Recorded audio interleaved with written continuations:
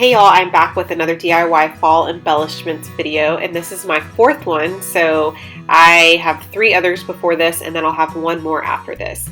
So I am focusing on scraps this week, and I have a pile of scraps from my little bin that I keep next to my desk, and I'm just going to go through these and cut some various shapes, mostly rectangular type shapes, some strips. Even if part of the paper is torn, I don't really care. I'm going to go ahead and cut it anyway and use that as just kind of some interest. And then I'm also going to cut some like wonky type circles here in a little bit, and you'll kind of see how this all comes together.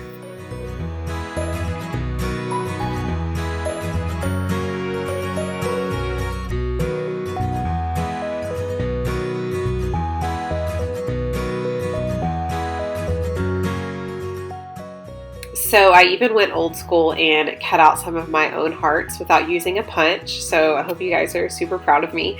I also wanted to kind of give you guys some ideas of how you can make these without punches, and I know I use those a lot because they are convenient for me, and I have them in my stash. But I wanted to just kind of share my process and how to create really fun looking embellishments with some not so perfect looking shapes.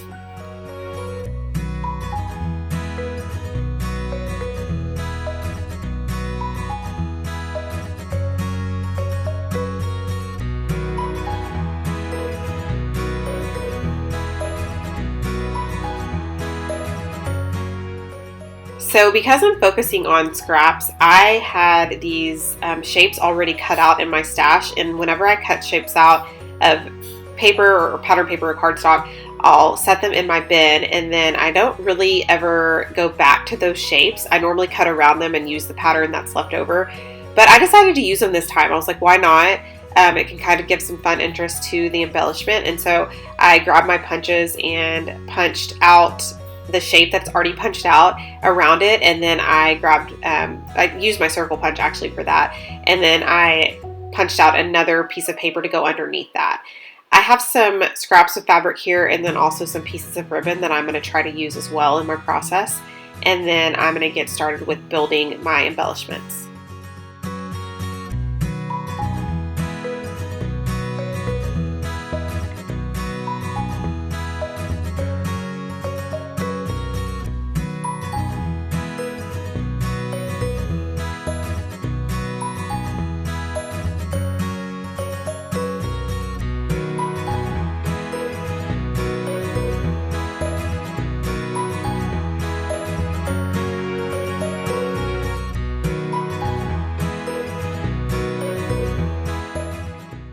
So I hate to play favorites, but I think this is my favorite embellishment video, and I think it's because the shapes are different than normal.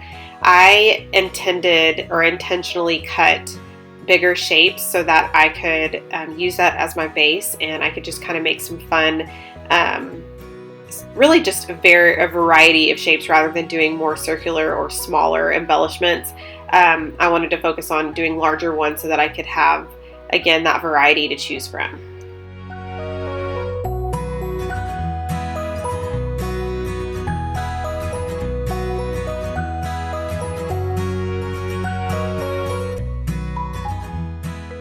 So you might be wondering why I have some numbers sitting over to the side, and that is for a reason. I actually decided that I was going to use, because I'm using these embellishments for my Thankful 30 album, I'm going to do it by day, so I'll have 30 days. And by the way, I'll be sharing my photos on my personal Instagram, not on my, well, I take that back. I'm going to share it on my personal Instagram, but I'll make sure, if you follow me on my crafty Instagram, I'll make sure to put them on my stories each day too, so you can kind of follow along and see that. So you don't necessarily have to go follow my personal Instagram account. Okay, so what I was saying was I have the numbers so that I could follow the days, if that makes sense. For that one tag, I just simply put some adhesive going down the left-hand side, and then I ruffled up the ribbon, and I will go back and sew that in a bit. And I set that wonky circle right on top of that black and white tag because I'm going to go back and add that after I add some stitching.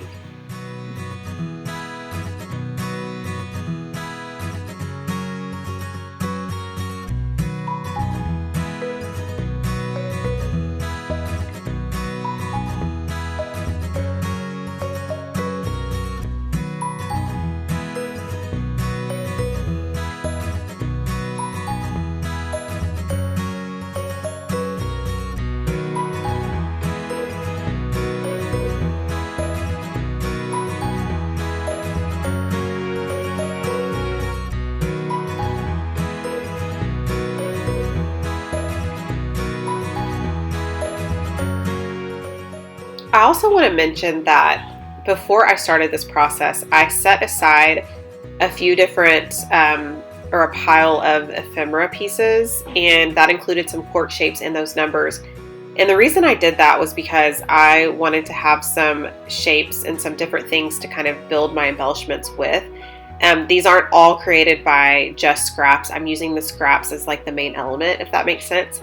And so one thing that I would suggest is if you are going to do this and you want to go, you kind of want to do it in the way that I did it, is to choose those beforehand and choose the colors that you know, kind of like that color scheme that you really like or enjoy for this fall. And then that'll make it a lot easier. You won't be going through your entire stash as you're trying to create these embellishments.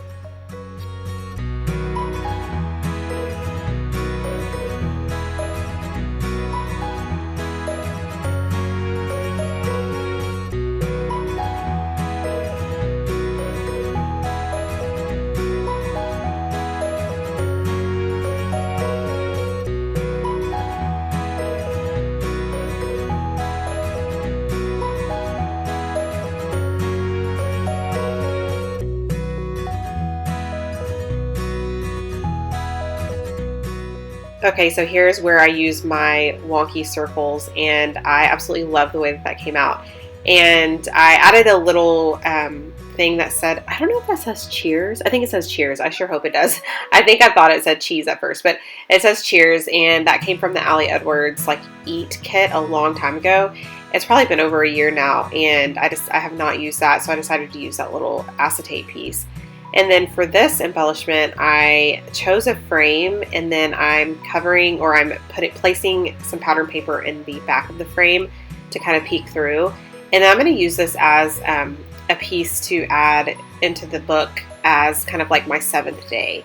Again, I have different numbers that I just pulled from my stash. I have that 8, that's an ephemera piece, the 2, that is cork, that came from an Ali Edwards kit, and then this 7 piece that's probably from something crepe paper.